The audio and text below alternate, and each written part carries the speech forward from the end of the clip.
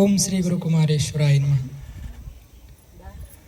ಕಾಯಿದಳು ಗುರುಲಿಂಗ ಜಂಗಮದಾಯಿತವನ್ರಿಯಲ್ಕೆ ಸುಲಭೋಪಾಯದಿಂದ ಎದುರಿಟ್ಟು ಬಾಹ್ಯಸ್ಥಲಕ್ಕೆ ಕುರುಹಾಗಿ ದಾಯದೋರಿ ಸಮಸ್ತ ಭಕ್ತನಿ ಕಾಯವನು ಪಾವನವು ಮಾಡಿದ ರಾಯಪೂರ್ವಾಚಾರ್ಯ ಸಂಗನ ಬಸವ ಶರಣಾರ್ಥಿ. ನಾಡು ಕಂಡಂತಹ ಅಪರೂಪದ ತ್ಯಾಗಯೋಗಿ ಶಿವಯೋಗಿ, ಅನೇಕ ಸಂತರನ್ನ, ಶರಣರನ್ನ, ಮಹಾತ್ಮರನ್ನ, ಯೋಗಿಗಳನ್ನ ಈ ನಾಡಿಗೆ ಕೊಟ್ಟಿರುವಂತಹ ಪುಣ್ಯಾತ್ಮ ಅಪ್ಪ ಹಾನಗಲ್ಲ ಗುರುಕುಮಾರ ಮಹಾಶಿವಯೋಗಿಗಳನ್ನ, ವಿಶೇಷವಾಗಿ ಒಬ್ಬ ಪ್ರಭುಕುಮಾರ ಪಟ್ಟಾಧ್ಯಕ್ಷರನ್ನು ತಿಳ್ಕೊಂಡು ಅವರಿಗೆ ಧ್ಯಾನದ ಒಂದು ಮಾರ್ಗವನ್ನು ತಿಳಿಸಿಕೊಟ್ಟು ಕುಂಭಮೇಳದಲ್ಲಿ ನಡೆಯುವಂಥ ಒಂದು ಕಾರ್ಯಕ್ರಮದಲ್ಲಿ ಧ್ಯಾನಕ್ಕೆ ಕುಂದಿರಿಸಿ ಅಲ್ಲಿ ಟೆಸ್ಟ್ ಮಾಡಿಸ್ತಾರೆ. ಡಾಕ್ಟರ್ ಬಂದು ಚೆಕ್ ಮಾಡ್ತಾರೆ. ಒಂದು 10 ನಿಮಿಷ ಆಗುತ್ತೆ ಧ್ಯಾನ ಕುಳಿತುಕೊಂಡು. ಪ್ರಭುಕುಮಾರ ಪಟ್ಟಾಧ್ಯಕ್ಷರು ಅವ್ರನ್ನ ಚೆಕ್ ಮಾಡಿಸ್ತಾರ. ಹೃದಯ ಬಡಿತ ನಿಂತು ಹೋಗಿರ್ತೈತಿ. ಅಂದ್ರೆ ಜೀವಾತ್ಮನಲ್ಲಿ ಪರಮಾತ್ಮನಲ್ಲಿ ಬೆರೆಸುವಂತಹ ಯೋಗ ಪದ್ಧತಿಯನ್ನು ತಿಳಿಸಿಕೊಟ್ಟು ಆ ಕುಂಭಮೇಳದಲ್ಲಿ ಯೋಗಿರಾಜ ಅಂತ ತಿಳ್ಕೊಂಡು ಅವರಿಗೆ ಹೆಸರನ್ನು ಕೊಟ್ಟಂತ ಪರಮ ಪೂಜ್ಯರು ಹಾನಗಲ್ಲ ಕುಮಾರ ಮಹಾಶಿವಯೋಗಿಗಳವರು. ಅಂತಹ ಪರಮ ಪೂಜ್ಯರನ್ನ ಭಕ್ತಿಯಿಂದ ಹೃದಯ ಮಂದಿರದಲ್ಲಿ ಸ್ಮರಣೆ ಮಾಡಿಕೊಂಡು ಜಗದ್ಗುರು ಕೊಟ್ಟೂರೇಶ್ವರರನ್ನ, ಸಂಗನ ಬಸವೇಶ್ವರನ್ನ ಈ ಒಂದು ಶುಭ ಸಂದರ್ಭದಲ್ಲಿ ಸ್ಮರಣೆ ಮಾಡಿಕೊಂಡು ಈ ನಮ್ಮ ಸಿರಿದರಗಡ್ಡೆಯ ಗ್ರಾಮದಲ್ಲಿ ಈ ಒಂದು ಶರಣ ಬಸವೇಶ್ವರ ಗಂಗಾ ಮಾತೆ ಆಧ್ಯಾತ್ಮಿಕ ಪಿರಮಣ ಧ್ಯಾನ ಕೇಂದ್ರದ ಉದ್ಘಾಟನೆಯ ಶುಭ ಸಂದರ್ಭದಲ್ಲಿ ಬ್ರಹ್ಮರ್ಷಿಗಳಾಗಿರುವಂಥ ಪಿತಾಮಹ ಶ್ರೀ ಡಾಕ್ಟರ್ ಸುಭಾಷ್ ಪತ್ರಿ ಗುರುಜಿಯವರನ್ನು ಸಹಿತ ಈ ಶುಭ ಸಂದರ್ಭದಲ್ಲಿ ಸ್ಮರಣೆ ಮಾಡಿಕೊಂಡು ಈ ಒಂದು ಕಾರ್ಯಕ್ರಮದಲ್ಲಿ ಆಗಮಿಸಿ ನಿಮಗೆಲ್ಲರಿಗೂ ತಮ್ಮ ಅನುಭವದ ನುಡಿಗಳನ್ನು ಆಡಿ ಹೋಗಿರುವಂಥ ಈ ಭಾಗದ ಜನಪ್ರಿಯ ಶಾಸಕರಾಗಿರುವಂಥ ನಮ್ಮ TH ಸುರೇಶ್ ಬಾಬು ಸರ್ ಅವರಲ್ಲಿಯೂ ಸಹಿತ ಶರಣಾರ್ಥಿಗಳನ್ನು ತಿಳಿಸಿ, ಹಾಗೂ ಶ್ರೀ ನಾಗರೆಡ್ಡಿ ಸರ್ ಅವರೇ, ಹಾಗೂ ಹಂಪಣ್ಣ ಸರ್ ಅವರೇ, ಹನುಮಂತರಾವ್ ಸರ್ ಅವರೇ, ಶಿವಕುಮಾರ್ ಸರ್ ಅವರೇ, ಹಾಗೂ ಮಂಜುನಾಥ್ ಸರ್ ಅವರೇ, ಹಾಗೂ ಗ್ರಾಮದ ಮುಖಂಡರಾಗಿರುವಂಥ ಶ್ರೀಮತಿ SB ಗಂಗಮ್ಮಕ್ಕ ಅವರೇ, ಹಾಗೂ ಈ ಒಂದು ಧಾರ್ಮಿಕ ಕಾರ್ಯಕ್ರಮದಲ್ಲಿ ಪಾಲ್ಗೊಂಡಿರುವಂಥ ನನ್ನ ಎಲ್ಲ ಶರಣ ತಂದೆ ತಾಯಿಗಳೇ, ಹಿರಿಯರೇ, ಯುವಕರೇ, ಒಟ್ಟಾರೆಯಾಗಿ ಅವರಿವರೆನ್ನದೇ ಒಂದಿಷ್ಟು ಧ್ಯಾನದ ಅವಶ್ಯಕತೆಯನ್ನ, ಧ್ಯಾನದ ಮಹತ್ವವನ್ನ ತಿಳಿದುಕೊಂಡು ಹೋಗೋಣ ಅಂತ ತಿಳ್ಕೊಂಡು ಆಗಮಿಸಿರುವಂಥ ಎಲ್ಲ ಶರಣ ತಂದೆ ತಾಯಿಗಳೇ, ತಮಗೆಲ್ಲ ನಮ್ಮ ಶರಣಾರ್ಥಿಗಳು.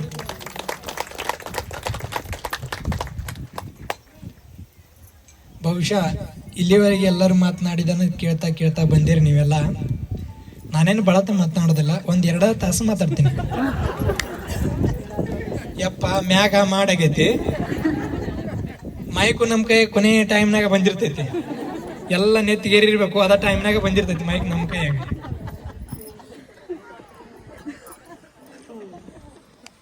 ಲಿಂಗದ ಮುಂದೆ ಕುಳಿತಂತ ಯತಿ ಅಂದ್ರೆ ಋಷಿ ಅಂತ. ಲಿಂಗದ ಮುಂದೆ ಕುಳಿತಂತ ಯತಿ, ಮೈಕ್ ಹಿಡಿದಂತಹ ಸಾಹಿತಿ, ಕನ್ನಡಿ ಮುಂದೆ ನಿಂತಂತ ಯುವತಿ, ಇವರಿಗಿಲ್ಲೋ ಸಮಯದ ಮಿತಿ ಅಂತ. ಅಂದ್ರ ಲಿಂಗ ಪೂಜೆಗೆ ಯತಿ ಕುಳಿತುಕೊಳ್ಬಾರ್ದಂತ. ಕುಳಿತುಕೊಂಡ್ರೆ ಅವನಿಗೆ ಟೈಮ್ ಗೊತ್ತಾಗೋದಿಲ್ಲ ಅಂತ. ಕನ್ನಡಿ ಮುಂದೆ ನಮ್ಮ ಯುವತಿಯರು, ನಮ್ಮ ತಾಯಂದ ನಿಂತ್ಕೊಂಡ್ರಂದ್ರ ಅವ್ರಿಗೆ ಟೈಮ್ ಗೊತ್ತಾಗೋದಿಲ್ಲ ಅಂತ. ಮತ್ತ ವೇದಿಕೆ ಮ್ಯಾಗ ನಮ್ಮಂತವ್ರಿಗೆ ಮೈಕ್ ಸಿಗಬಾರ್ದಂತ. ಹೀಗಾಗಿತ್ತು.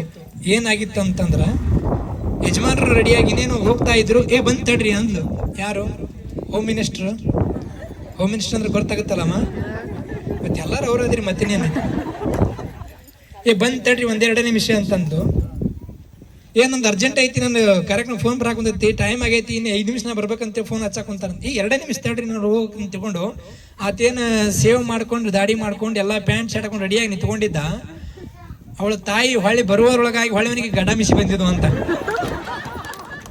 ಅಂದ್ರೆ ಎಷ್ಟು ಬೇಗನೆ ಬಂದಿರ್ಬೇಕಂತಕ್ಕೆ. ಒಳಗೆ ಹೋದಕ್ಕೆ ತಾಯಿ ಹೋಮ್ ಮಿನಿಸ್ಟರ್ ಎಷ್ಟು ಜಲ್ದಿ ಬಂದಿರ್ಬೇಕಂತ ನೀವೇ ವಿಚಾರ ಮಾಡ್ರಿ. ಅದನ್ನು ಬಿಟ್ಟು ಹಾಕೋಣ. ಇವತ್ತು ಅಧ್ಯಾತ್ಮದ ಧ್ಯಾನ ಕೇಂದ್ರದ ಉದ್ಘಾಟನೆಯ ಸಮಾರಂಭ. ಇವತ್ತು ಹಲವಾರು ಕಾರ್ಯಕ್ರಮ. ಇವತ್ತು ಬುದ್ಧ ಪೂರ್ಣಿಮಾ ಅಂತ ಕರೀತಾರ, ವ್ಯಾಸ ಪೂರ್ಣಿಮಾ ಅಂತ ಕರೀತಾರ, ಗುರು ಪೂರ್ಣಿಮಾ ಅಂತ ಕರೀತಾರ. ಹಲವಾರು ಹೆಸರುಗಳನ್ನು ನಾವು ಕರಿತಾ ಇದ್ದೀವಿ. ಇವತ್ತು ಈ ಧ್ಯಾನ ಕೇಂದ್ರದ ಉದ್ಘಾಟನೆ 4-5 ಟಾಪಿಕ್ ಇಟ್ಕೊಂಡಿರಿ. ನಾನು ಯಾವ್ದ್ರ ಬಗ್ಗೆ ಮಾತನಾಡಬೇಕನ್ನೋದ ಗೊತ್ತಾಗವಲ್ದಾಗೈತಿ. ಇದು ನೋಡಿದ್ರೆ ಧ್ಯಾನ ಕೇಂದ್ರದ ಉದ್ಘಾಟನೆ, ಧ್ಯಾನದ ಬಗ್ಗೆನೂ ಮಾತನಾಡಬೇಕಾಗತ್ತ. ಇವತ್ತು ಗುರು ಪೂರ್ಣಿಮೆ ಬಗ್ಗೆ ನಾವು ಮಾತಾಡ್ಬೇಕಾಗತ್ತೆ.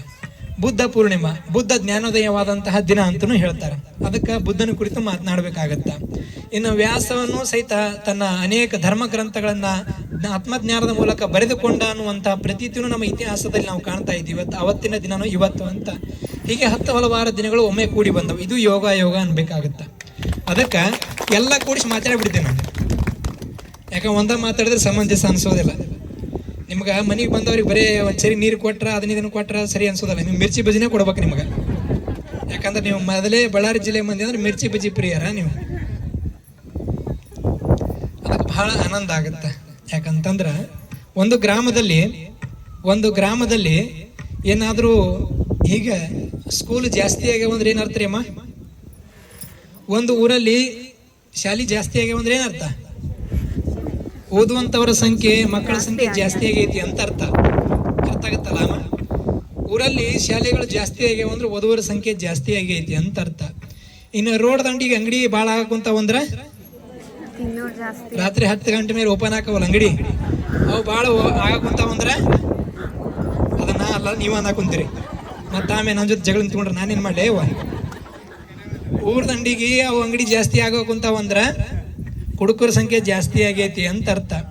ಮತ್ತು ಊರೊಳಗ ಇಂಥವು ಧ್ಯಾನ ಕೇಂದ್ರಗಳು ಅವು ಇವು ಧಾರ್ಮಿಕ ಕಾರ್ಯಕ್ರಮಗಳು ಜಾಸ್ತಿ ಆಗ್ಯಾವ ಅಂತಂದ್ರ ಧ್ಯಾನಿಗಳು ನೀವೆಲ್ಲ ಧಾರ್ಮಿಕವಂತರಾಗಿರಿ ಅಂತ ಅರ್ಥ.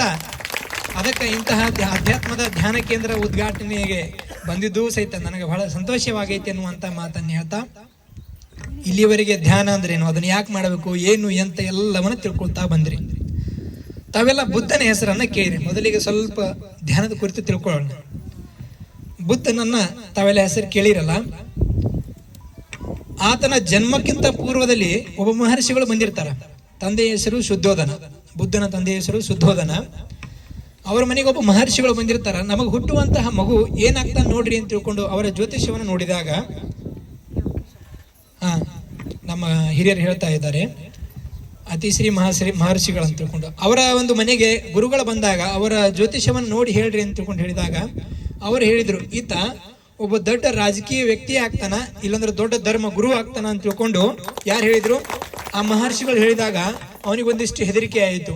ತಂದೆ ಶುದ್ಧೋಧನಿಗೆ ಇರುವಂತಹ ಒಬ್ಬನೇ ಮಗ ಸನ್ಯಾಸಿಯಾಗಿ ಯಾಕಡ್ರೆ ಹೋದ್ನಂದ್ರೆ ನನ್ನ ಸಾಮ್ರಾಜ್ಯ ನೋಡ್ಕೊಳ್ಳೋರು ಯಾರು ಅಂತ ತಿಳ್ಕೊಂಡು ಚಿಂತೆ ಆಯ್ತು ಅವನಿಗೆ.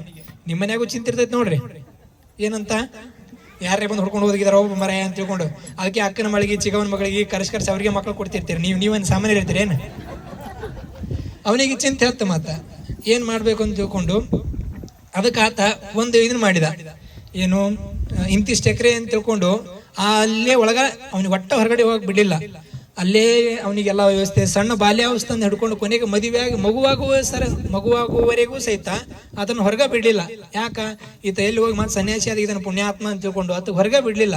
ಮನೆಯಲ್ಲೇ ಸಾಕಿದ್ರು, ಮನೆಯಲ್ಲೇ ದೊಡ್ಡವನಾಗಿ ಮಾಡಿದ್ರು. ಮುಂದೆ ಆತ ಬೆಳೀತಾ ಬೆಳೀತಾ ಬೆಳೀತಾ ದೊಡ್ಡ ಒಬ್ಬ ಸುಂದರವಾದಂತಹ ಯುವತಿ ಯಶೋಧರಿ ಅನ್ನುವಂತಹ ಒಬ್ಬ ಕನ್ಯೆಯನ್ನು ತಂದು ಮದುವೆ ಮಾಡಿದ್ರು. ಮುಂದೆ ರಾಹುಲ್ ಅನ್ನುವಂತಹ ಮಗುನು ಹುಟ್ಟಿದ. ಆದ್ರೆ ಏನೋ ಒಂದು ದುರಾದೃಷ್ಟ, ಒಂದು ಬಾರಿ ಅವನಿಗೆ ಹೊರಗಡೆ ಹೋಗ್ಬೇಕು ಅಂತ ಅನಿಸಿದಂತಹ ಸಂದರ್ಭದಲ್ಲಿ ಆತನ ತಂದೆಗೆ ಹೇಳಿಲ್ಲ. ಆತ ಸುಮ್ಮನೆ ಅಲ್ಲಿ ಕುದುರೆ ಸವಾರರೊಂದಿಗೆ ಹತ್ಕೊಂಡು ಗಾಡಿ ಎತ್ಕೊಂಡು ಹೋದ. ಈಗಿನ ಇನೋವಾ ಕಾರ, ಫಾರ್ಚುನರ್ ಕಾರ್ ಇದ್ದಿದ್ದಿಲ್ಲ. ಅವಾಗಂದ್ರೆ ಅದು ಕುದುರೆ ಗಾಡಿನೇ ದೊಡ್ಡ ರಥ. ಅವಾಗೆಲ್ಲ ಕರ್ಕೊಂಡು ಹೊರಗಡೆ ಹೋಗಿ ನೋಡ್ತಾನ ಒಬ್ಬ ಬಡಿಗಿಡ್ಕೊಂಡು ಉರ್ದ ಹೊಂಟಾನ ಹಿಂಗೆ ನಡ್ಕೊ ಅಂತ. ಅವನಿಗೆ ಆಶ್ಚರ್ಯ ಆಯ್ತು, ಯಾರೀತ ಹಿಂಗೆ ನಡ್ಕಾಕುಂತಾನ ಅಂತ ಕೇಳಿದ. ಆತಗ ರೋಗ ಬಂದೈತ್ರಿ, ವಯಸ್ಸಾಗೈತಿ, ಬೆನ್ನ ಬಾಗೈತಿ, ವಯಸ್ಸಾದ್ಮೇಲೆ ಎಲ್ಲರಿಗೆ ಹಿಂಗೆ ಆಗತ್ರಿ, ನಾನು ಹಿಂಗ ಹಾಕಿನೇನೋ ಅಂತ ಕೇಳಿದ ಆತ. ಬುದ್ಧ ಹೌದ್ರಿ, ನೀವು ಹಿಂಗ, ಮೊದಲನೇ ಹೆಸರು ಸಿದ್ಧಾರ್ಥ ಅಂತೀವಿ, ನೀವು ಹಿಂಗ ಆಗ್ತೀರಿ ಅಂತ ತಿಳ್ಕೊಂಡು ಹೇಳಿದ. ಮುಂದೆ ಅದೇ ರೀತಿಯ ಮುಂದೆ ಹೋದಾಗ ಒಬ್ಬನ ಹೊತ್ಕೊಂಡು ಹೊಂಟಿದ್ರೆ 4 ಮಂದಿ. ಎಲ್ಲಿಗೆ?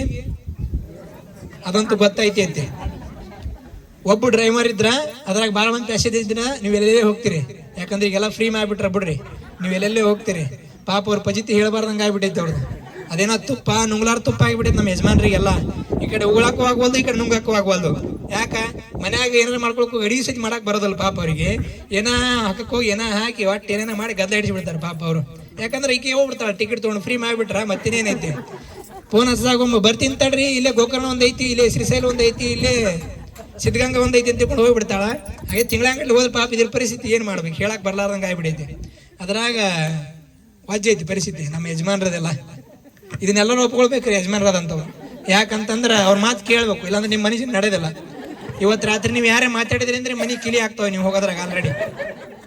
ಹೌದಿಲ್ರಿ ಯಜಮಾನ್ರ?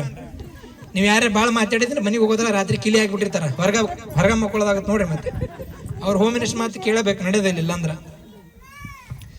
ಆತ ಮತ್ತೆ ಎಲ್ಲ ನೋಡಿದ 4 ಮಂದಿ ಹೊತ್ಕೊಂಡು ಹೊಂಟಿದ್ರು.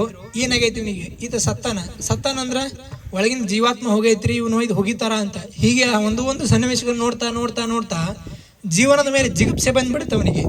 ನಾನು ಸಹಿತ ಈ ಹುಟ್ಟೋದಕ್ಕಿಂತ ಮುಂಚೆ ಏನಾಗಿದ್ದೆ, ಸತ್ ಮೇಲೆ ಏನಾಗ್ತೀನಿ, ಹೀಗೆ ಅನೇಕ ರೀತಿಯಾಗಿ ವಿಚಾರ ಮಾಡ್ತಾ ಮಾಡ್ತಾ ತಲೆಯಲ್ಲಿ ಚಿಂತೆ ಪ್ರಾರಂಭವಾಯಿತು. ಏನ್ ಮಾಡ್ಬೇಕು, ಇದು ಏನು ಅಂತ ಚಿಂತನೆ ಪ್ರಾರಂಭವಾಯಿತು. ಹೋಗಿ ರಾತ್ರಿ ಮಲ್ಕೊಂಡ, ನಿದ್ದೆ ಹತ್ತಲಿಲ್ಲ. ಮದುವೆಯಾಗಿ ಮಗು ಆಗೈತಿ, ಎಲ್ಲ ಆಗೈತಿ. ಪಕ್ಕದಲ್ಲೇ ಯೌವನ ಭರಿತವಾಗಿರುವಂತ ಹೆಂಡತಿ ಮಲ್ಕೊಂಡಿದ್ದಾಳೆ, ಮಗು ಮಲ್ಕೊಂಡಿದ್ದಾನೆ. ಎಚ್ಚರ ಆಯ್ತು ಅವನಿಗೆ, ನೋಡ್ತಾ ನಿದ್ದೆ ಹತ್ತವಲ್ದು. ಆ ಕಡೆ ಒದ್ದಾಡ್ತಾನೆ. ಅದೇ ಕೊರಗ್ತಾ ಇದೆ, ನಾನು ಒಂದಿನ ಸಾಯ್ತೀನಂತ. ನಾನು ಇದಕ್ಕಿಂತ ಹುಟ್ಟೋದಕ್ಕಿಂತ ಮುಂಚೆ ಎಲ್ಲಿದ್ದೆ, ಸತ್ತ ಮೇಲೆ ಎಲ್ಲಿ ಹೋಗ್ತೇನೆ ಅಂತ ತಿಳ್ಕೊಂಡು ವಿಚಾರ ಮಾಡ್ತಾ ಮಾಡ್ತಾ ಮಾಡ್ತಾ ಈ ಜೀವನದ ಮೇಲೆ ಜಿಗುಪ್ಸೆ ಬಂದ್ಬಿಡ್ತು. ಆತ ತನ್ನ ಅರಮನೆಯನ್ನ, ಸಿರಿ ಸಂಪತ್ತನ್ನ ಎಲ್ಲ ತ್ಯಜಿಸಿ ಕಾಡಿಗೆ ಹೋದ. ಕಾಡಿಗೆ ಹೋಗಿ ಸಾವಿರಾರು ವರ್ಷಗಳವರೆಗೆ, ಈಗಿನಾಗೇನು ವಾಹನ ವ್ಯವಸ್ಥೆ ಇದ್ದಿದ್ದಿಲ್ಲ, ಅವಾಗೆಲ್ಲ ಋಷಿಮುನಿಗಳಂತ ಇರ್ತಾ ಇದ್ರು, ಗುರುಕುಲ ಪದ್ಧತಿಗಳಂತ ಇರ್ತಾ ಇದ್ದು. ಅಲ್ಲೆಲ್ಲ ಸಾವಿರಾರು ಕಾಡುಗಳಿಗೆ ಅಡ್ಡಾಡಿದ. ಎಲ್ಲಿ ಅವನಿಗೆ ಸಮಾಧಾನಕರವಾದಂತಹ ತೃಪ್ತಿಕರವಾದಂತಹ ಉತ್ತರ ಸಿಗಲಿಲ್ಲ. ತಲೆ ಕೆಟ್ಟು ಹೋಗಿ ಒಂದು ಬೋಧಿ ವೃಕ್ಷದ ಕೆಳಗೆ ಕುಳಿತುಕೊಂಡ. ಕಣ್ಣು ಮುಚ್ಚಿ ಸುಮ್ಮನೆ ಕುಳಿತುಕೊಂಡ. ಪುನಸ್ಕಾರಗಳು ಬೇಡಾಗ್ಯವು, ಧ್ಯಾನ ಮಾಡೋದು ಬೇಡಾಗೈತಿ.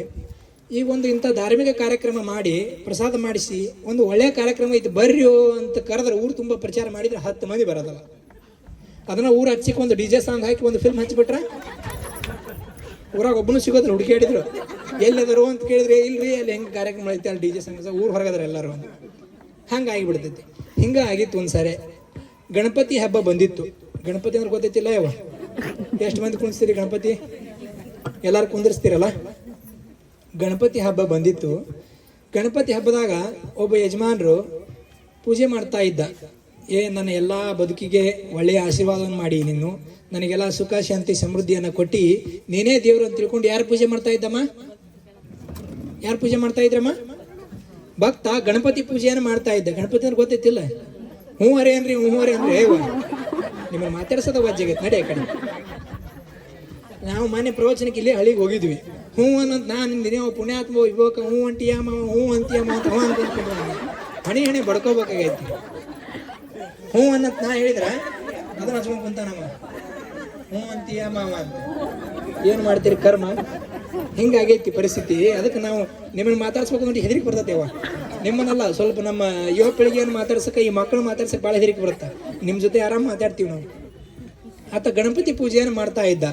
ಗಣಪತಿ ಪೂಜೆಯನ್ನು ಮಾಡುವಂತಹ ಸಂದರ್ಭದಲ್ಲಿ ಇನ್ನೇನು ಎಲ್ಲ ಪೂಜೆ ಮಾಡಿ ಮಂಗಳಾರತಿ ಮಾಡಿ ನೈವೇದ್ಯ ಹಿಡಿಬೇಕು ಅನ್ನೋದ್ರಾಗ ಒಂದು ಇಲಿ ಬಂದು ಆ ಮೋದಕ ತಿನ್ನಾಕ ಕುಂತಿತ್ತಂತ ನೋಡ್ರಿ. ಮೋದಕ ಅಂದ್ರೆ ಗೊತ್ತೈತಿಲ್ಲ?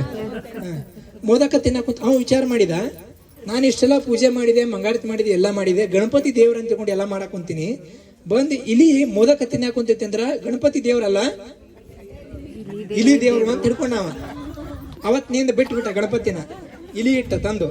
ಇಲ್ಲಿನ ದಿನ ಕಟ್ಟ ಹಾಕಿ ಅದಕ್ಕೆ ದಿನ ಒಂದೊಂದು ಐಟಮ್ಸ್ ಮಾಡಿ ಹಾಕಿ ಅದಕ್ಕೆ ಪೂಜೆ, ಅದಕ್ಕೆ ಮಂಗಳಾರತಿ, ಅದಕ್ಕೆ ಅಡಿಗೆ ಸ್ಪೆಷಲ್ ವೆರೈಟಿ ಮಾಡಿ ಹಾಕುಂತ.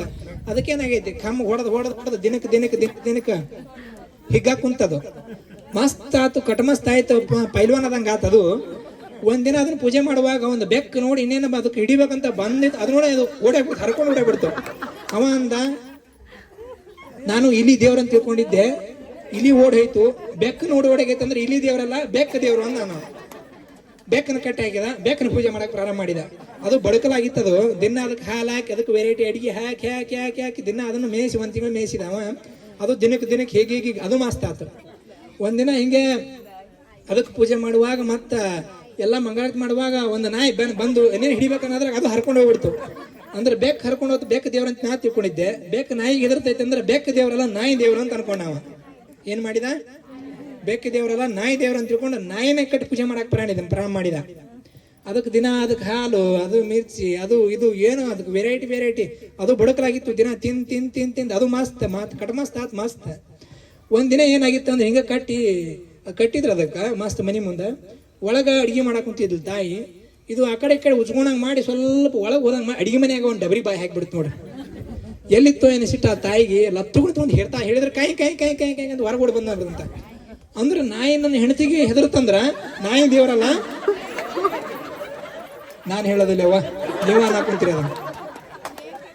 ನಾಯಿ ದೇವರಲ್ಲ, ನನ್ನ ಹೆಂಡತಿ ದೇವ್ರು ಅಂತ ಏನು ಮಾಡಿದೆ ಆವತ್ತು, ಆಕಿನ ಕುಂದಿರಿಸಿದ ಮಣಿ ಮ್ಯಾಗ ಆಕಿನ ಕುಂದಿರಿಸಿ ಆಕಿನ ಪಾದ ಪೂಜೆ ಮಾಡಿ ಉಪತ್ರಿಯೇ ಆಕಿನ ಪೂಜೆ ಮಾಡಕ್ಕೆ ಪ್ರಾರಂಭ ಮಾಡಿದ. ಅರ್ಥ ಆಗುತ್ತಲ್ಲ?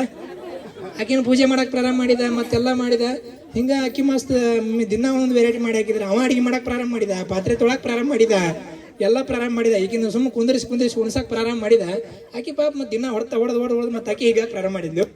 ಹಿಂಗೆ ಆಗಿತ್ತು. ಒಂದಿನ ಒಂದು ಸ್ವಲ್ಪ ಮಾತಾಡುವಾಗ ಒಂದು ಸ್ವಲ್ಪ ಏನೋ ಹೆಚ್ಚು ಕಮ್ಮಿ ಆಯಿತು. ಒಂದು ತಿಂಗಳ ನಂತರ ನನಗೆ ಹಿಂಗೆ ಅಂತ ಮಾತಿಗೆ ಮಾತು ಹೊಡೆದು ಸಿಟ್ಟಿಗೆ ದಾಕಿನ ಹೊಡೆದು ಬಿಟ್ಟ. ಆಕಿ ಹೆದರಿ ಮನೆಯಾಗ ಹೋಗ್ಬಿಟ್ಟು ನನ್ನ ಹೆಂಡತಿ ದೇವ್ರಂತ ನಾನು ತಿಳ್ಕೊಂಡಿದ್ದೆ. ನನಗೆ ಹೆದರಳ ಅಂತಂದ್ರೆ ನನ್ನ ಹೆಂಡತಿ ದೇವರಲ್ಲ, ನಾನಾ ದೇವರು ಅಂತ ತಿಳ್ಕೊಂಡ ಅವ. ನಾನಾ ದೇವ್ರ ಅಂತ ತಿಳ್ಕೊಂಡ. ಅಂದ್ರೆ ಎದಕ್ಕೆ ಹೇಳ್ತಾ ಇದೀವಿ ಅಂತಂದ್ರೆ, ನಾವು ದೇವರು ಅನ್ನೋದು ನಮಗೆ ಅರಿವಿಲ್ಲ. ನಮ್ಮೊಳಗೆ ಇರುವಂತಹ ದೈವಿ ಶಕ್ತಿಯ ಅರಿವು ನಮಗಿಲ್ಲ. ಅದನ್ನ ಅರಿವು ಮಾಡುವುದಕ್ಕಾಗಿಯೇ ಇಂತಹ ಧಾರ್ಮಿಕ ಕಾರ್ಯಕ್ರಮಗಳನ್ನ ಎಲ್ಲ ಮಾಡ್ತಾರೆ. ಬಸವಣ್ಣವರು ಅದನ್ನೇ ಹೇಳಿದ್ರು, ಅಕ್ಕಮಹಾದೇವಿ ಸಹಿತ ಅದನ್ನೇ ಹೇಳಿದ್ಲು. ಎಲ್ಲವನ್ನರಿದು ಫಲವೇನಯ್ಯ, ತನ್ನ ತಾನರಿಯಬೇಕಲ್ಲದೆ ತನ್ನ ತಾನರಿಯಬೇಕಲ್ಲದೆ ಅನ್ಯರ ಕೇಳಲುಂಟೆ ಚೆನ್ನ ಮಲ್ಲಿಕಾರ್ಜುನ, ನೀನರಿವಾಗಿ ಮುಂದುವರಿದ ಕಾರಣ ನಿಮ್ಮನ್ನದನೆಯ ಪ್ರಭುವೆ ಅನ್ನುವಂಥ ಮಾತನ್ನು ಅಕ್ಕಮಹಾದೇವಿ ಹೇಳ್ತಾಳೆ. ಅಂತಂದ್ರ ಆ ಒಳಗಿರುವಂತಹ ದೈವತ್ವ ಶಕ್ತಿ ನೋಡ್ರಿ, ಯಾವುದು ಒಳಗೊಬ್ಬ ಶಿವ ಅದನ, ಆ ಶಿವ ಇರುವವರೆಗೆ ಮಾತ್ರ ಇದಕ್ಕೆ ಬೆಲೆ ಇರ್ತೈತಿ. ಒಳಗಿನ ಶಿವಪ್ಪ ಹೋದ್ನಂದ್ರ ಶವಪ್ಪ ಆಯ್ತ. ಒಳಗಿನ ಶಿವಪ್ಪ ಇರುವವರೆಗೆ ಇದಕ್ಕೆ ಬೆಲೆ. ಒಳಗಿನ ಶಿವಪ್ಪ ಹೋದ್ರೆ ಇವ ಶವಪ್ಪವಾಗಿ ಕುಂದಿರ್ತಾನೆ. ಹೋಗೋದ್ರೊಳಗಾಗಿ ಒಂದಿಷ್ಟು ಏನಾದರೂ ಒಳ್ಳೆಯ ಸಾಧನೆಯನ್ನ ಮಾಡುವಂತಹ ಪ್ರಯತ್ನವನ್ನು ನಾವೆಲ್ಲ ಮಾಡಬೇಕು. ಅದಕ್ಕೆ ಈ ಜೀವನವನ್ನು ಸಾರ್ಥಕವನ್ನಾಗಿ ಮಾಡ್ಕೊಳ್ಬೇಕು. ಒಳ್ಳೆಯದನ್ನ ತುಂಬಿಕೊಳ್ಳುವಂತಹ ಪ್ರಯತ್ನವನ್ನು ನಾವೆಲ್ಲ ಮಾಡಬೇಕು. ಇವತ್ತು ನೀವೆಲ್ಲ ಬಿಸ್ಲೇರಿ ಬಾಟ್ಲಿ ನೋಡಿರಿಲ್ಲ? ನೋಡಿರಿಲ್ರೇ ಇವ? ಮತ್ತೆ ಹೂವರೆ ಏನ್ರಿ ಕೊನೆಗೆ ಬಾಟ್ಲಿ ನೋಡಿರಿ. ಎಷ್ಟು ರೂಪಾಯಿ ಅಮ್ಮ ಅದಕ್ಕೆ? ಎಷ್ಟು ರೂಪಾಯಿ ರೀ? 10 ರೂಪಾಯಿ ಅಂತೀರಿ, 20 ರೂಪಾಯಿ ಅಂತೀರಿ, 30 ರೂಪಾಯಿ ಅಂತೀರಿ. ಎಷ್ಟರ ಹಿಡ್ಕೊಡ್ರಿ. ಬರೀ ಒಂದು ಚಲೋ ಫಿಲ್ಟರ್ ನೀರು ಹಾಕಿಟ್ರ ಅದಕ್ಕೆ 20 ರೂಪಾಯಿ 30 ರೂಪಾಯಿ ಬೆಲೆ ಬರುತ್ತೆ. ಅದ್ರಾಗ ಚಲೋ ಆಕಳ ಹಾಲಕ್ಕೆ ಹಾಕಿಟ್ರ ಅದು 80 ರೂಪಾಯಿ 100 ರೂಪಾಯಿ ಬೆಲೆ ಬರುತ್ತೆ.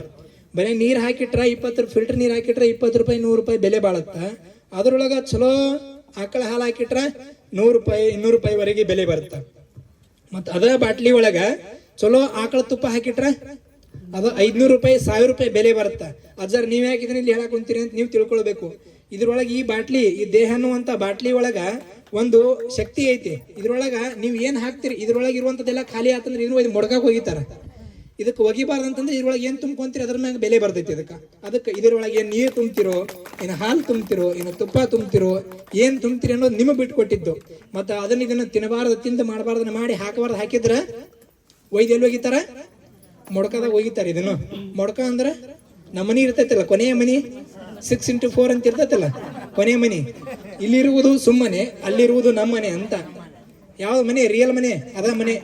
ನೀ ಎಟ್ಟ ಸಿರಿವಂತ ಇರು, ಏನ ಇರು, ಬೆಳ್ಳಿ ಬಂಗಾರ ಏನ ಸಂಪಾದನೆ ಮಾಡು, ಕೊನೆಗೆ 1 kg ಬಂಗಾರ ಹಾಕಿಡ್ತಾರಲ್ಲ ಒಳಗೆ, ಇದ್ದಿದ್ದನ್ನು ಹರ್ಕೊಂಡು ಯಾವ ಇಟ್ಕೊಂಡೆ ಹೋಗಿರ್ತಾರೆ. ಚಾಕು ಎಲ್ಲ ಇಟ್ಕೊಂಡೆ ಹೋಗಿರ್ತಾರ. ಅವರು ಬಹಳ ಶೆಣೆ ಇರ್ತಾರ ಅವರೆಲ್ಲ. ಅತ್ತಿ ಸೊಸಿ ಹೋಗಿದ್ರಂತ. ಮೊದಲೇ ದೊಡ್ಡ ಸೊಸಿ ಸಣ್ಣ ಸೊಸಿ ಹೋಗಿದ್ರು. ಅತ್ತಿ ಶಿವಾಯನಮ ಆಗಿದ್ಲು. ಶಿವಾಯನಮ ಆದಾಗ ಹೋಗಿದ್ರಂತ. ಕುಣಿ ಮ್ಯಾ ನಿಂದ್ರಿಸ್ಯಾರ. ಅವ್ರಂದ್ರು ಎಲ್ಲ ಬಿದ್ದು ಅಳ ಕುಂತಿದ್ರು. ಇಟ್ಟೆಲ್ಲ ಮಾಡಿಟ್ಟು ಹೋದೆಲ್ಲ ಅತ್ತಿ ಅಂತವ್ರೆಲ್ಲ ಉಣ್ಲಾರಿ ಹೋದೆಲ್ಲ ಅತ್ತಿ, ನಮಗೆ ಬಿಟ್ಟು ಕೊಟ್ಟು ಹೋದೆಲ್ಲ ಅತ್ತಿ ಅಂತ ತಿಳ್ಕೊಂಡು ಒಳಗೆ ಖುಷಿ ಆಗೈತಿ. ಮ್ಯಾಗ ಮತ್ತೆ ತೋರಿಕೆ ಮಾಡ್ಬೇಕಲ್ಲ, ಇಲ್ಲಾಂದ್ರೆ ಏನಂತಾರೆ ಬಂದೆಲ್ಲ, ಅಯ್ಯ ನೋಡ ಕಣ್ಣ ನೀರಿಲ್ಲ ಮುಗನ ಸುಂಬಳಿಲ್ಲ ಹೆಂಗ್ ಕುಂತಾವ ನೋಡು, ಇಟ್ಟೆಲ್ಲ ಅತ್ತಿ ಪಾಪ ಅವ್ರಿಗೆಲ್ಲ ಅನುಕೂಲ ಮಾಡಲ್ಲ ಅಂತ ಮಂದಿ ಬೈತಾರೆ. ಅದಕ್ಕೆ ಬೇಕು. ಇಲ್ಲಾಂದ್ರೆ ಜಂಡು ಬಾಂಬ್ ಬಿಟ್ಕೊಂಡು ಹೋಗಿರ್ತಾರೆ. ನನಗೂ ಮೊನ್ನೆ ಗೊತ್ತಾಗೈತದ, ಜಂಡು ಬಾಂಬ್ ಬಿಟ್ಕೊಂಡು ಹೋಗಿರ್ತಾರೆ. ಅದಕ್ಕಂತ ನಾನು ಶಾಸ್ತ್ರಿಗಳು ಕೇಳಿದ್ದೆ, ಅದು ಬ್ಯಾರೇನೇ ಐತ್ರಿ ಅಜ್ಜಾರ ಅಂತಂದ್ರೆ ಅವರು. ಅಲ್ಲ ಅವ್ರು ಅಂದ್ರೆ ಇಷ್ಟೆಲ್ಲ ಪ್ರೀತಿ ಇದಿರಲ್ಲ, ಒಂದಿಟ್ಟು ಬಾಯಾಗ ಬಂಗಾರ ಇಟ್ರಿ ಅವ್ವ, ಒಂದಿಷ್ಟು 1 kg ಏನದಾವ ಏನಂತಿರಲ್ಲ ಗುಂಜ, 1 ಗುಂಜ್ ಬಾಯ ಬಂಗಾರ ಇಡ್ರಿ ಅವ, ಇಷ್ಟು ಪ್ರೀತಿ ಇದ್ರಿ ಅಂತ ತಿಳ್ಕೊಂಡು ಒಳಗಿದ್ದವ್ರು ಅಂದ್ರು. ಅವರು ಎಷ್ಟು ತಲೆ ಹೊಡಿಸ್ಯಾರ ನೋಡ್ರಿ, ಹಿರಿ ಸೊಸಿ ಸಣ್ಣ ಸೊಸಿ. ಅಯ್ಯೋ ಯಪ್ಪ ನಮ್ಮ ಮಾತಿನ ಬಂಗಾರ ತಂಗದಲ್ಲ, ಅಕ್ಕಿನ ಬಾಯಾಗ ಬಂಗಾರ ಇಡ್ತೀವಿ ಅಯ್ಯಪ್ಪ ಅಂದ್ರೆ ಅವರು. ಇಟ್ಟು ಡೇಂಜರ್ ಇರ್ತಾರೆ ಇವರು ಅತ್ತಿ ಸೊಸೆನವರು. ಹೇಳಬಾರ್ದು ಅದನ್ನ ಬೇಡ, ಬೇರೆ ಮಾತು ಮುಂದೆ ಹೇಳಾನು. ಅದಕ್ಕೆ ಇವತ್ತೇನಾಗ್ಬಿಟ್ಟೈತೆ ನೋಡ್ರಿ ವ್ಯವಸ್ಥೆ. ಇವತ್ತು ನಾವೆಲ್ಲ ಜಾತಿಗೊಬ್ಬೊಬ್ಬರನ್ನ ಗುರುತ್ವ ಅನ್ನುವಂಥದ್ದು ಸ್ವ ಸಾಧನೆಯಿಂದ ಬರಬೇಕು. ಸುಮ್ಮನೆ ಹೋಗಿ ಅವನಿಗೊಬ್ಬನ ಕರ್ಕೊಂಡು ಮುಂದೆ ಬಟ್ಟೆ ಹಾಕಿದ್ರೆ ಗುರುತ್ವ ಬರೋದಿಲ್ಲ. ಇವತ್ತು ನಾವೆಲ್ಲ ಏನು ಮಾಡಕ್ ಕುಂತೀವಿ? ಕಂಡವ್ರು ಒಯ್ದು ಕಾಯಿ ಬಿಟ್ಟು ಹಾಕಕ್ ಕುಂತೀವಿ. ಎಲ್ಲೋ ಸಮೂಹ ಮಾಧ್ಯಮಗಳಲ್ಲಿ ಕಾಣಬಾರ್ದ ಘಟನೆಗಳು, ಕೇಳಬಾರ್ದ ಘಟನೆಗಳೆಲ್ಲ ಕೇಳ್ತಾ ಇದ್ದೀವಿ. ಕಾರಣ ನಾವೇ ಮಾಡಿದ್ದು. ಕಂಡವ್ರಿಗೆ ಈ ಬಟ್ಟೆ ಹಾಕಿದ್ರೆ ಇದ್ರ ಕಿಮ್ಮತ್ ಏನು ಉಳಿತೈತಿ? ಅದು ಸಾಧನೆಯಿಂದ ಇರಬೇಕು, ಹುಟ್ಟಿನಿಂದ ಬರಬೇಕು ಗುರುತ್ವ ಅನ್ನುವಂಥದ್ದು. ಹೋಗಿ ನಾವು ಸ್ವಾಮಿಗಳನ್ನು ಮಾಡೋದಲ್ಲ. ಕುಮಾರ ಮಹಾಶಿವಗಳು ಅದಕ್ಕಾಗಿ ಶಿವಯೋಗ ಮಂದಿರವನ್ನು ಸ್ಥಾಪನೆ ಮಾಡಿದರು 1909ರಲ್ಲಿ. ಇವತ್ತು ನೀವು ಸಿದ್ಧಗಂಗಾ ಶಿವಕುಮಾರ ಮಹಾಸ್ವಾಮಿಗಳನ್ನು ತಗೊಳ್ರಿ, ಈ ನಾಡಿನಲ್ಲಿರುವಂತಹ ಹಲವಾರು ಮಹಾತ್ಮರನ್ನು ತಗೊಳ್ರಿ, ಅಲಿಪುರ ಮಹಾದೇವ ತಾತನ ತಗೊಳ್ರಿ, ಸ್ವತಃ ಶಿವಯೋಗ ಮಂದಿರಕ್ಕೆ ಹೋಗಿ ಯಾವ ರೀತಿಯಾಗಿ ನಾವು ಅನುಷ್ಠಾನವನ್ನು ಮಾಡಬೇಕು, ಪೂಜೆ ಪುನಸ್ಕಾರಗಳನ್ನು ಮಾಡಬೇಕು, ಧ್ಯಾನಗಳನ್ನು ಮಾಡಬೇಕು, ಯಾವ ರೀತಿಯಾಗಿ ದಾಸೋಹನ ಪ್ರಾರಂಭ ಮಾಡಬೇಕು, ಮಕ್ಕಳಿಗಾಗಿ ನಾವು ಯಾವ ರೀತಿಯಾಗಿ ಶಾಲೆ ಕಾಲೇಜುಗಳನ್ನು ಪ್ರಾರಂಭ ಮಾಡ್ಬೇಕಂತ ತಿಳ್ಕೊಂಡು ಇವತ್ತು ಒಂದಲ್ಲ ಎರಡಲ್ಲ ಸಾವಿರಾರು ಮಹಾತ್ಮರು, ನಾವೇನು ದೇವರುಗಳಂತ ಪೂಜೆ ಮಾಡ್ತೀವಲ್ಲ ಅಂತ ಎಲ್ಲಾ ದೇವತೆಗಳನ್ನು ಸೃಷ್ಟಿ ಮಾಡಿರುವಂತ ಮಹಾದೇವರು ಯಾರಾದ್ರೆ ಹಾನಗಲ್ಲ ಕುಮಾರ ಮಹಾಶಿವಗಳು ಅನ್ನೋದನ್ನ ನಾವು ಯಾವತ್ತಿಗೂ ಮರಿಬಾರದು, ಅಭಿಮಾನದಿಂದ ಹೇಳಬೇಕು, ಇದು ತುಂಬಿ ಹೇಳಬೇಕು. ಅದಕ್ಕಾಗಿ ಹಾನಗಲ್ಲ ಕುಮಾರ ಮಹಾಶಿವಗಳು ಅಂದ್ರೆ ನಮಗೆ ಬಹಳ ಜನರಿಗೆ ಗೊತ್ತೇ ಇಲ್ಲ. ಇವತ್ತು ನೀವೇನಾದ್ರೂ ಅವತ್ತಿನ ಕಾಲದಲ್ಲಿ 1905ರಲ್ಲಿ ಬಳ್ಳಾರಿಯಲ್ಲಿ ಅಖಿಲ ಭಾರತ ವೀರಶೈವ ಮಹಾಸಭೆ ನಡೆದಂತಹ ಸಂದರ್ಭದಲ್ಲಿ ಅವತ್ತಿನ ಸಂದರ್ಭದಲ್ಲಿ 80,000 ರೂಪಾಯಿ ಸೇರ್ತೈತಿ. ಅಂದ್ರೆ ನಮ್ಮ ತಾತ ಮುತ್ತಾತ ₹1 ತಗೊಂಡು ಹೋದ್ರಂತಂದ್ರೆ ಎಲ್ಲಾ ಸಮಾನ ಮಾಡಿ ಎಷ್ಟೋ ಉಳಿಸ್ಕೊಂಡು ಎಲ್ಲ ತುಂಬ್ಕೊಂಡು ಬರ್ತಿದ್ರು. ಅಷ್ಟಾದ್ರೂ ಮಾತ್ರ 25 ಪೈಸೆ 10 ಪೈಸೆ ಉಳಿಸ್ಕೊಂಡು ಬರ್ತಿದ್ರು. ಅವಾಗಿನ ಕಾಲದಲ್ಲಿ 80,000 ಅಂದ್ರೆ ಈಗಿಂತ 80 ಕೋಟಿ ಅಂತದು. ಅಂತಹ ಅಮೌಂಟನ್ನ ಕುಮಾರಶಿವಗಳಿಗೆ ಕೊಡೋದಕ್ಕಾಗಿ ಬಂದ್ರ ನಾನ್ ತಗೊಂಡು ಏನ್ ಮಾಡಿಲ್ರಪ್ಪ, ಈ ಭಾಗದ ಬಳ್ಳಾರಿ, ಅವಾಗಿನ ಬಳ್ಳಾರಿ ಅಂದ್ರೆ ಬರ ಪ್ರದೇಶ, ಉಣ್ಣೋದಕ್ಕೆ ಅನ್ನ ಉಣ್ಬೇಕಂತಂದ್ರೆ ಎಲ್ಲೋ ದಣಿರ ಮನೆಗೆ ಅಟ್ಟ ಅನ್ನ ಉಣ್ಣುವಂತ ಸಂದರ್ಭ, ಅವಾಗಿನ ಸಂದರ್ಭ. ನಾನೇನ್ ಮಾಡ್ಲಪ್ಪ, ಈ ಭಾಗದ ಬಡ ಮಕ್ಕಳಿಗಾಗಿ ಒಳ್ಳೆಯದಾಗಲಿ, ಅವರಿಗೆ ಶಿಕ್ಷಣಕ್ಕಾಗಿ ಉಪಯೋಗ ಆಗಲಿ ಅಂತ ತಿಳ್ಕೊಂಡು ಕುಮಾರ ಮಹಾಶಿವಯೋಗಿಗಳವರು ಅವಾಗಿನ ಸಂದರ್ಭದಲ್ಲಿ ಸೇರಿರುವಂತ 80 ಲಕ್ಷ ಅಂದ್ರೆ ಈಗಿನ 80 ಕೋಟಿ ರೂಪಾಯಿಗಳನ್ನ ವಿವಿಧ ಸಂಘಕ್ಕೆ ಕೊಟ್ಟು ಅವಾಗೆಲ್ಲ ಪ್ರತಿಯೊಬ್ಬರು ಮನೆಗೆ ಅಡ್ಡಾಡ್ತಾರ. ಸ್ವಲ್ಪ ವೈಮನಸ್ಸು ಉಂಟಾಗ್ತೈತಿ ಈ ಭಾಗದ ಹಿರಿಯರಲ್ಲಿ. ಪ್ರತಿಯೊಬ್ಬರು ಮನೆಗೂ ಇವತ್ತು ನಾವು 1 ತಾಸು ಪೂಜೆ ಲೇಟ್ ಮಾಡಿದೀವಿ ಅಂದ್ರೆ ನೀವೆಲ್ಲ ಅಜರ ಕರೆಕ್ಟ್ ಪೂಜೆ ಮಾಡ್ರಿ, ಸ್ನಾನ ಮಾಡ್ರಿ ಅಂತ ನೀವೆಲ್ಲ ನಮಗೆ ಹೇಳ್ತೀರಿ. ಹಾನಗಲ್ ಕುಮಾರ ಮಹಾಶಿವಯೋಗಿಗಳವರು ಈ ಭಾಗದಲ್ಲಿ 3 ದಿನಗಳವರೆಗೆ ಒಂದು ಹನಿ ಬಾಯಿಗೆ ನೀರು ಹಾಕೊಳ್ಳೋದಿಲ್ಲ. ಪ್ರತಿಯೊಬ್ಬರು ಮನೆಗೆ ಅಡ್ಡಾಡಿ ಇದು ನಮ್ಮ ಸಮಾಜಪ್ಪ, ನಾವು ಒಡಕು ಉಂಟಾಗಬಾರ್ದು, ನಾವೆಲ್ಲ ಒಂದಾಗಿರ್ಬೇಕಂತ ತಿಳ್ಕೊಂಡು ಅಖಿಲ ಭಾರತ ವೀರಶೈವ ಮಹಾಸಭೆಗಾಗಿ ಪ್ರತಿಯೊಬ್ಬರು ಮನೆಗೆ ಹಿರಿಯರ ಮನೆಗೆ ಹೋಗಿ ಅವರಿಗೆಲ್ಲ ತಿಳುವಳಿಕೆಯನ್ನು ಹೇಳುವಂತ ಪ್ರಯತ್ನವನ್ನು ಮಾಡ್ತಾರೆ. ಅವರ ಕುರಿತು ಒಂದಲ್ಲ ಇಂಥ ಸಾವಿರಾರು ವೇದಿಕೆಗಳ ಕುರಿತು ಮಾತನಾಡಿದ್ರು ಸಹಿತ ಕುಮಾರ ಶಿವಗಳ ಬಗ್ಗೆ ಮುಗಿಸೋದಕ್ಕಾಗೋದಿಲ್ಲ. ಒಂದಿಷ್ಟು ವ್ಯಕ್ತಿಗಳ ಕುರಿತು ಏನ್ ಮಾತಾಡಬೇಕು ಅನ್ನೋದೇ ಗೊತ್ತಾಗೋದಿಲ್ಲ, ಯಾಕಂದ್ರೆ ಅಷ್ಟು ಕೆಲಸ ಮಾಡಿರ್ತಾರ. ಇನ್ನೊಂದಿಷ್ಟು ಮಂದಿ ಇರ್ತಾರ, ಏನಂತ ಮಾತಾಡ್ಬಿಡು, ಅವ ಏನ್ ಮಾಡಿದಂತ ಮಾತಾಡ್ಬೇಕು ಅನ್ನುವಂತ ಅನಿಸ್ತೈತಿ. ಆದ್ರೆ ಕುಮಾರ ಮಹಾಶಿವಗಳು ಅಂತಂದ್ರ ಅವರ ಬಗ್ಗೆ ಎಷ್ಟು ಮಾತಾಡಿದ್ರು ಸಹಿತ ಕಡಿಮೆ ಅನ್ನುವಂತ. ಇವತ್ತು ಪತಂಜಲಿ ಮಹರ್ಷಿಗಳು ಅವರು ಎಂತಹ ಮಹಾತ್ಮರು ನೋಡ್ರಿ.